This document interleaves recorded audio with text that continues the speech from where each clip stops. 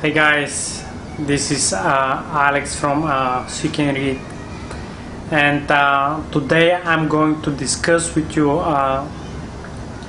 why the business and the sports are very similar, and why the business and the sports are pretty much exactly the same game. So I divided of my comparison into 5 steps, which I'll discuss with you guys, and why and express my opinion why they are so similar each other. So the step number 1 is the initial start, which is pretty much the idea here. Well, what the idea means in sports, when you want to practice in any sport, basically you need to figure out what sport do you want to practice. Is it going to be a run? Is it going to be a swimming? Is it going to be a tennis or kickbox? Whatever you like to and whatever you are passionate about. Pretty much you have to choose the sport you would like to go in a long-term commitment. And the same thing goes with the business as well. So first, before you build your business, you need to figure out what problem you can solve, and are you passionate about this problem? Basically, are you passionate to fix this problem? And if you like to do that in a long-term goal, in this case you already have your idea and you can make your business.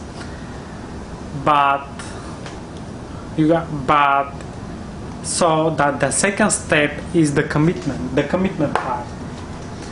The commitment part sometimes is one of the most difficult steps here, which means that you already select your sport, you're very excited about it, you did the same with the business and so on, but you all the time has some excuses, for the sport, it's raining outside, or the gym is too expensive, or I'm so tired, whatever, excuses. The same thing goes with the business as well. Yeah, but I need to invest some money. I don't have money right now. I have to speak with somebody to build the product, but I don't know who, or I just finished my 9 to 5 work and I'm so tired, and whatever, many excuses as well. So you have to start committing and contributing to this product and sport if you want to go on the third step. The third step is the resilience. What the resilience means here? It means that you have to be resilient to your setbacks. Usually when you start participating in something and it's new for you, you're going to have a lot of setbacks. For example, I'll start with the sports. If you want to, to have a good chest muscles, and you can do, just 5 push-ups, and you feel that you cannot do more. So in this case, when you do the 5th one, just stay for a second and do the next one, which is the 6th one in this case. So in this case, you are resilient to your pain, and you just did one more. This is a kind of resilience. The same thing goes with the business. You have your product or whatever, you're working there, committing a lot of hours and so on and so on. But for example, your co-founder, which is the technical person or a sales guy or whatever, he just decide that he's going to leave the company and you are alone. So in this case, what you have to do, you have to keep focus and to find another guy, or you have to teach yourself how to do the rest of the job. This is pretty much like a sit back, but when you figure it out what is the next step, you are kind of resilient to that and you move forward as well. So don't ever think, to stay down. Just get up and start pushing again if you want to succeed, if you want to achieve your goals. And let's go to the fourth step, which here is the momentum.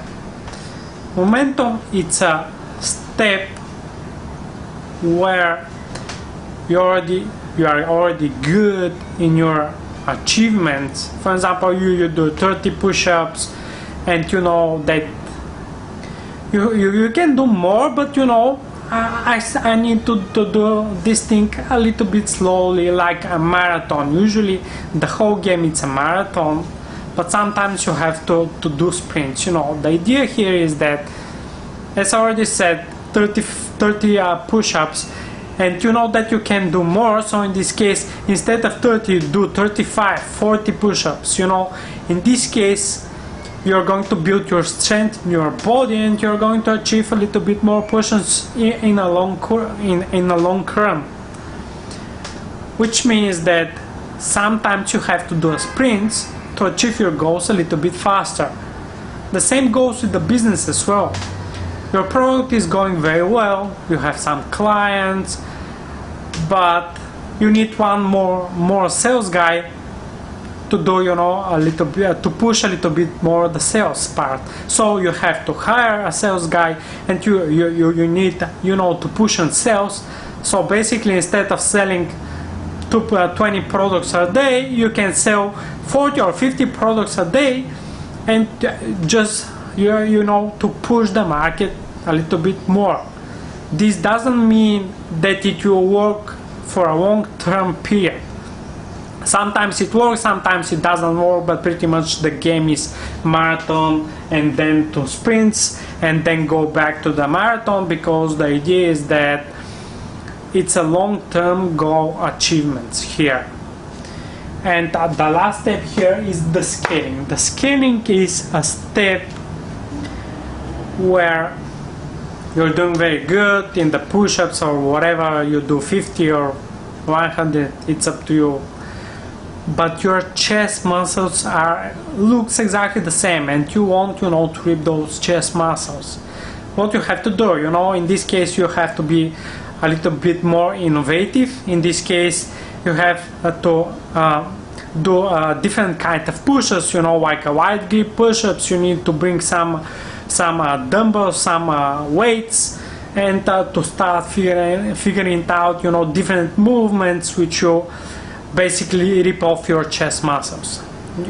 You basically have to add an add-ons here. This is a kind of scaling in sport. The same goes with the business as well. If your product is doing very well, you sell your product to small and medium type of businesses, but you want to reach big enterprises, big companies, and so on. So in this case, you have to add some add-ons to your product. For example, you have to build a new feature or new features, and then you can go and pitch those companies, and then you have a more chance to sell your product to bigger companies. So pretty much this the scaling means. And after all those thoughts and after all those this discussion, finally in the end, when you reach the scaling part and when you are able to scale on some point, you pretty much achieve the third goal. And the third achievement here is your health, because when your business is really good, your family will be good, you are going to feel good, and so on. The same thing with the sport. When you achieve your goals, you're going to have a better body, you're going to be more energized, and so on and so on.